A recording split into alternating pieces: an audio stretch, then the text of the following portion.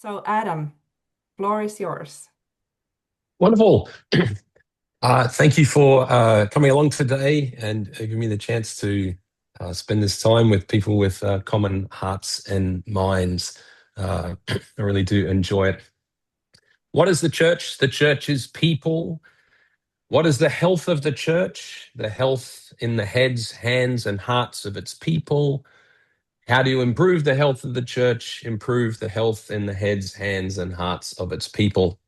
Many of you will be familiar with these words. Christian Schwartz wrote many years ago, and they distill in beautiful essence what it is we are about in the NCD world. And over nearly 30 years now around the world, we've seen some wonderful things happen in so many different kinds of churches, from Orthodox Catholic and every shade of Protestantism.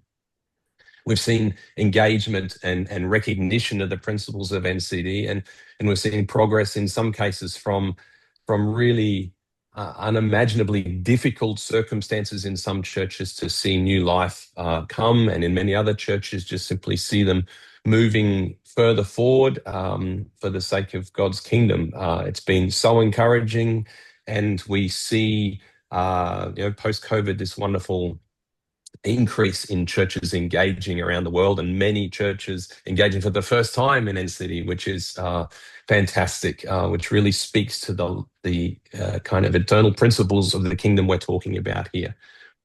But we have to say, amongst all of that work that we've done collectively, all of you here and countless other coaches and people around the world, that work has revealed some much deeper challenges that we have to really come to terms with and deal with in our own ministries and for the sake of those who we're trying to help. And if I just quickly give you some backgrounds as to what I mean about this. The average progress made between NCD church surveys looks something like this around the world. So between first and second, about 3.5 points progress. Between second and third surveys, about 2 points. And between third and fourth, about 1 point. Now, the most important thing to note here is that despite people understanding the principles more and more, despite them having momentum, despite them having a sense of fresh life and things happening, there's a roll-off in the progress that's experienced. And when we first saw this was quite troubling. It's not like they've hit the peak of health. In most cases, they're just a little bit above average, maybe. And so this was really cause to have to look into this more deeply. And we identified one very significant point is that 85% more progress is made on organizational aspects over personal aspects in local churches as they engage with the church survey process. So in people's minds and leaders' minds, let's reorganize the church and help that to be healthier. And that's obviously very, very legitimate. But what is left behind, most noticeably, is the growth of individual people on their journey, left far behind in that process. And at that third and fourth survey level, that's coming to the forefront. So you have to know, how do you see people transformed? And so that starts to expose a real challenge in the overall process, and something we need to be able to help people with. If we dig deeper around this, and Christian and I did a bunch of research on this, and he published some of it in his God is Indestructible book, the average Christian goes backwards over time. So the average person worldwide goes backwards spiritually the longer they are a church-going Christian. This is a devastating piece of data, deeply, deeply troubling. But data is data, and that's just simply, what we have to come to terms with. And, there's not a page in the Bible that would indicate that this is the expected trajectory of Christians, and plenty of pages that would say the exact opposite trajectory is what we should be seeing from people who are engaging in Christian community. But nevertheless, this is the normative trend for people within churches. And if we go another level further, the average pastor becomes less capable of leading a healthy church over time. Capacity of pastors peaks in their late 30s on average, then steadily declines with age.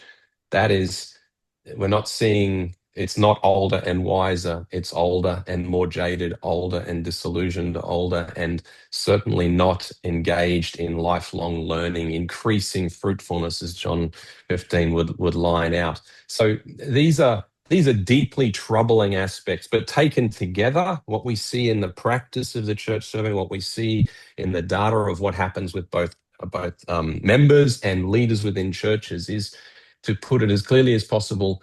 The global church has little to no real understanding of how people are transformed.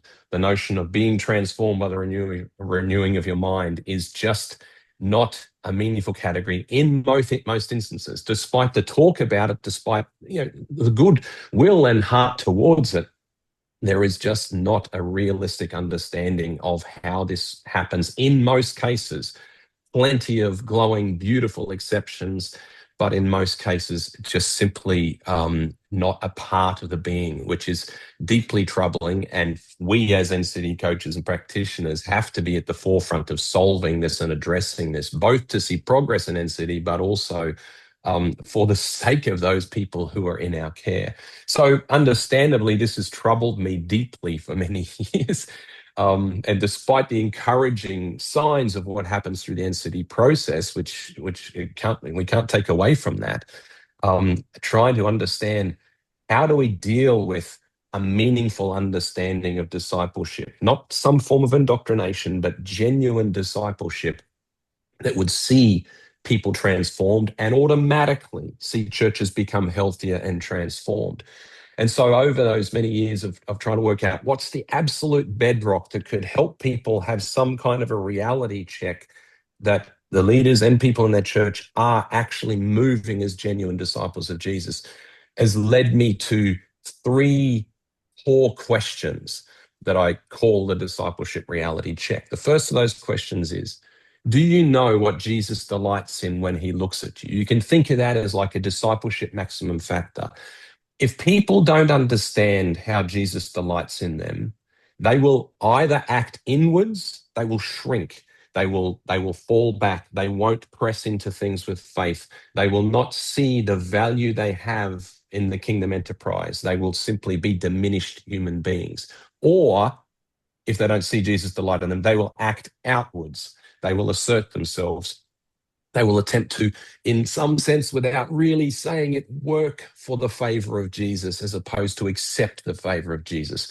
They will occupy themselves manically with church activities and busyness of church life, trying to experience some sense of Jesus' delight. So there is a lot of problems associated with people not understanding in some clear way how Jesus specifically delights in them.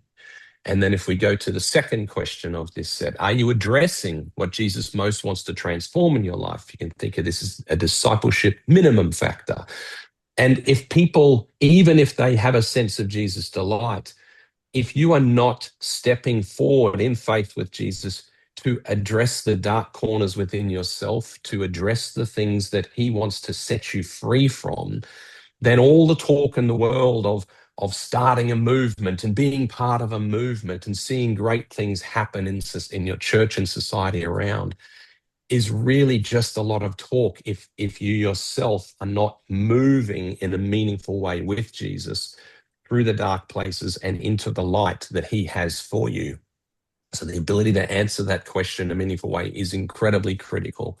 And then the third question, are you helping someone else answer both questions? And in simple terms, this is just making other disciples, a disciple who makes other disciples. And this challenges us from, again, this picture of disciple making being some version ultimately of indoctrination, the downloading of vast amounts of information about the Christian life and what you should believe as a Christian and what you should believe to be true. Instead, to a place where we are paying deep attention to those we're caring for and seeing if they do genuinely see the delight that Jesus has in them and that they can clearly see and are beginning to address the most troubling things that Jesus is concerned for in their life, the things he wants to set them free from, that they might actually experience life in all its fullness. Now, there's clearly much more to a life with Jesus than these three questions. But what I want to present as firmly as possible to you today is that there is not less than these three questions if we are going to try to lead people into a place where they have the confidence of knowing they're walking with Jesus, and that therefore they can realistically step into significant possibilities and strategies and challenges for their local church on behalf of their people and for the sake of their wider community. If they cannot answer these questions, then sadly, they are kidding themselves. And we have to understand as coaches, as we go to work with churches, as we open up result charts and talk about minimum factors and go through each of these different things, we are not in a real conversation about all of that unless there is progress being made on those leaders being able to answer these kinds of questions. And we are in danger as coaches of joining what is actually a quite pretentious conversation about what might or could happen in our church and our hopes and dreams if it's not founded on the kind of people who can say, yes, I have confidence that I am taking the steps and seeing Jesus as he sees me. And so that's the challenge for us as coaches. But then also, if I sit in the leadership seat of NCD International, I have to say we are kidding ourselves as a global transforming agency, NCD International, if our people, our coaches, our national partners, all of our different agents around the world are unable to answer these questions themselves. You'll be hard pressed helping people with question 3 if you're not deeply familiar on a daily basis with your own answers and your own wrestling with questions 1 and 2.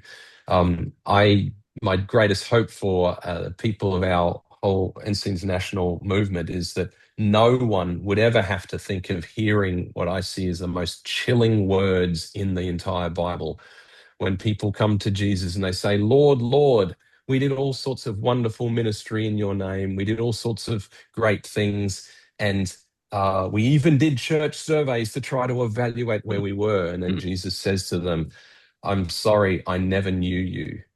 And he says, you workers of lawlessness, such strong language, but the Greek seems to point to the idea of you people who disregard the one who actually gave the law, the one who wants to walk with you, the one who came to bring life in all its fullness, and the one who desperately wants to walk with you on that journey.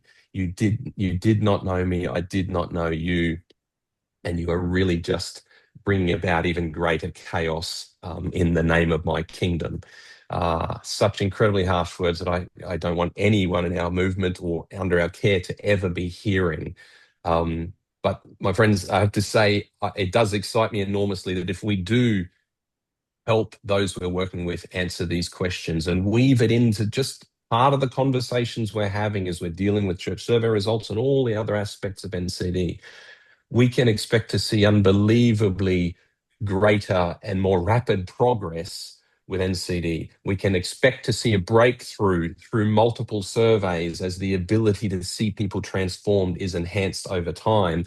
And this has been my own experience increasingly over recent months and even the past year as I've begun working with these questions in the context alongside my work with churches and individuals along the lines of NCD principles. And that's what I want for us in this next phase, that we can root all that we're doing at this most basic level, that we do our one job. We got given one job, do that one job and do it well, and then dream of every imaginable thing on top of that. So I'm excited by what can happen as we move into this. And it's valuable to remember as the last point that NCD began as a discipleship organization. Most people don't even know that. Long before the church survey was born, NCD was a discipleship diagnostic, very diligent process, mostly used in Europe. It became a church survey process. So what we're talking about here is actually even connecting to the very roots of NCD itself in the deepest possible way. I'd love to just throw to Lara to add some comments from her experiences around these questions. Yeah, so my experience with these questions, I grew up in church, and I think I learnt pretty early on that there are many, many things that you can do that look great, that outwardly make you look like an incredible Christian, but while avoiding actual real relationship with Jesus. And I think I have grown really sort of disillusioned and skeptical about when I would hear new ideas about something that we're going to do in the church, or a new conference, or a new event, um, or anything like that, because I would just think, we don't never seem to get to the end of that. We never seem to do these things and actually see transformation of the people of the church. It feels like you're kind of baking with the same ingredients, but hoping if you put it in kind of like a different order in the recipe and like restructure the recipe, that will get a different product. Um, and uh, I've also experienced that most of my life in the church. I've learnt that people care a lot more about me being on the morning tea roster and sh showing up for, worship team and that sort of thing, more than they do about what actually, how am I actually able to answer those questions? Um, and if I contrast that with, I'm really lucky that I am currently able to be part of a gathering where our whole gathering is based around these three questions. And everyone who's there, that when we meet together, they're people that are actively contending with these questions in their daily life. There's all different ages, all different stages of life. And that has been like nothing that I have experienced in my in any church setting before. Because instead of what I would often encounter, where I'm looking at people in church settings and I'm going, why are things getting worse for you? Why are there marriages falling apart? Why are there relationship breakdown with kids? Why do you seem to be less passionate about Jesus as you're getting older rather than more? And that doesn't make sense to me, but I'm being told this is what you have to do. Um, and when I contrast that with this gathering where I'm with people who, they're contending with these questions for themselves, they're helping their spouses, they're helping their friends, they're helping their neighbors to actually uh, transform what Jesus wants to transform in them, and to recognize the delight that Jesus has in them, and helping each other to answer those questions, the transformation that you get to see in people's personal relationship with Jesus, in their work, in their family dynamics, is just the most rewarding experience. It's the most real and authentic conversations I've had around um, the kingdom of God. And I really feel like it is the vibrant experience of the life that God has actually created us to live. So I'm really excited by um, the Discipleship Reality Check, because it has just opened so many doors to meaningful growth that actually starts at the heart of people.